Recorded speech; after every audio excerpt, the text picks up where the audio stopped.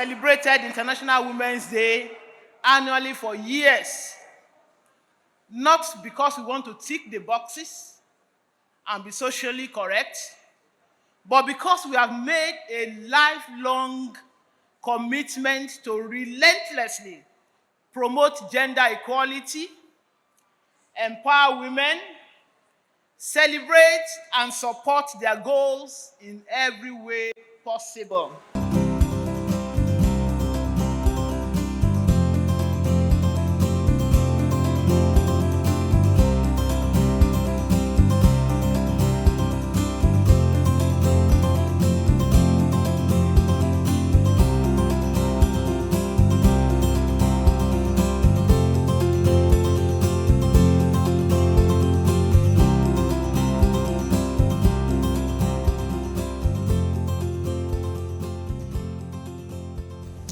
Wema Bank says it is taking a step further in its commitment to celebrate, empower and foster solutions that uplift women, with a continuous reference to advocacy for the Fit Sustainable Development Goal, which promotes equitable access to opportunities for women at every stage.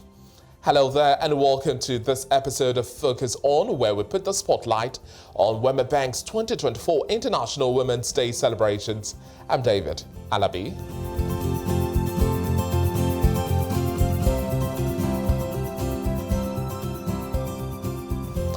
Women from all walks of life gather to recognize the achievements of women across Africa as trailblazers and pillars of development. The chairman of Wema Bank takes the stage to reflect on Sara by Wema, the women-focused proposition targeted at providing opportunities to maximize personal and business potentials. This year, we have taken a step further to reinforce our commitment to empowering women by not only broadening the array of solutions women can access at Wema Bank through Sara, but also providing unique experiences for women across various activities that we have engaged in. Today, beyond the teachings, the learnings, the networking, the selfies, the pictures, the entertainment, and all the other fun activities that you will access, please remember that the highlight of today for us at Wema is you, and you women. It takes intentional action by all stakeholders to drive inclusion beyond just signaling and tokenism. Last year, I stood in Civic Center and I committed to being he for she for life.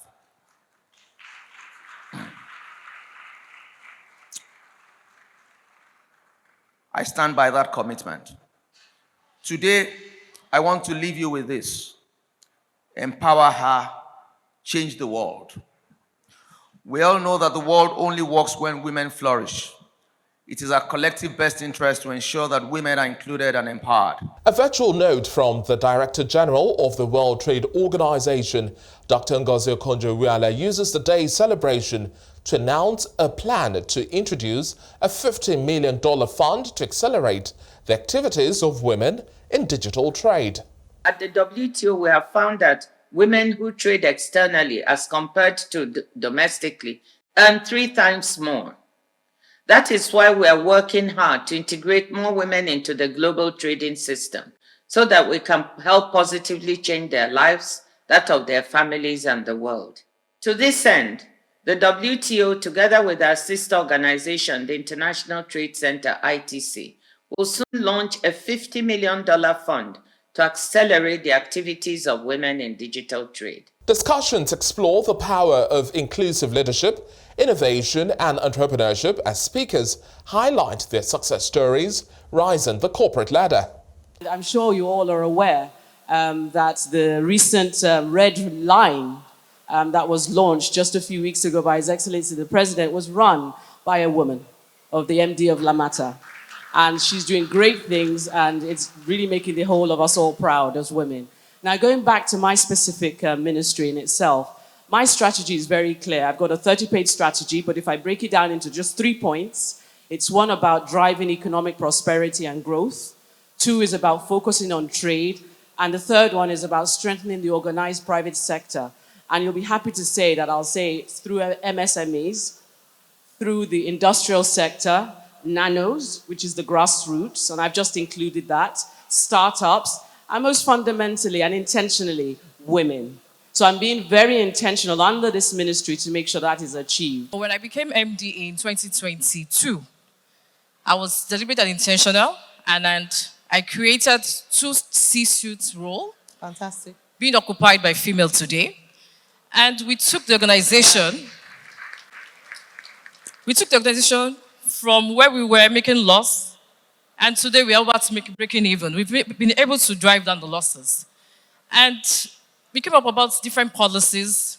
Yes, we had policies then, but what we also did was that we were intentional about implementing those policies. We also saw instances where we had women, we give them chances, but they felt intimidated. They couldn't compete with the male counterparts in the electrical engineering field. So we were intentional by also giving them opportunity on capacity training, giving them opportunity to lead, at middle management level, and gradually started promoting them. So for inclusive leadership, you have to be intentional, you have to be deliberate, you have to create policies that addresses gender equality. Advocacy becomes easier on the back of proven results. Oftentimes, you don't have to overly convince, and that's why I like the theme for this year, which is Inspire Inclusion. To inspire means to motivate, to demonstrate that something is good. When you're inspiring somebody, they see something good in you and they want to emulate, they want to do that. So it's positive motivation. Inspiring inclusion to me means you highlighting the positives, the added values, the benefits of inclusion, and your responsibility and our responsibility as women in leadership is to ensure that we demonstrate and we deliver the value that is expected of us, so it becomes easier for the next woman that is in the line for that from that position. A fireside chat delves more into the role of mentorship. To be able to give more, you have to educate yourself. For every woman, you have to go out there and if whatever it is that you want to do, get educated, get more exposure, so that way you can do it even better. But I believe that a lot of women are pushed right now. We encourage ourselves. Social media has a power of being negative or positive. I believe that every woman should take the positive side of it and follow the women that really empower you and make you feel like you're worthy and make you feel inclusive and make you feel like you can do better with yourself. The day's event also features the graduation of the second cohort of women mentees, with activities climaxing with the first ever She Empowers Her award by Sara. In the course of my work, especially as a transformational coach, I've actively built a community of more than 100,000 visionaries who are accessing the resources, insights, and relationships that they need to forge possibilities with their own lives. And so I believe indeed that the desire to recognize women in the front lines is commendable, because a lot of work that gets done is often in the back end and it's grueling, sometimes unseen or unappreciated. So being a recipient of the Empower Her Awards today by Wema Bank is encouraging, is validating, and it inspires me to push further with the mandate to see Africa rise on the wings of its visionaries. Following the success of Ireti at the Wema Bank Hackaholics 4.0, the overall winner and founder, Jane Agbaho, speaks on her journey so far. The management of Wema Bank also say a whole lot more is in store for this year's Hackaholics and the drive to get more women into STEM. Since the Hackaholics, we were able to do a rally and we were able to reach over 1,000 women in Ibadan in collaboration with the Oyo State government and UCH.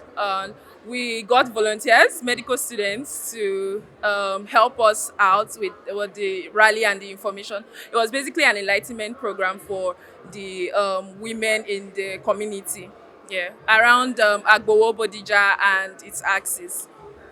And basically we increased our workforce. We have, when we first started, we had about 3 to 4 temporary workers. Now we have about 7, 8, 10.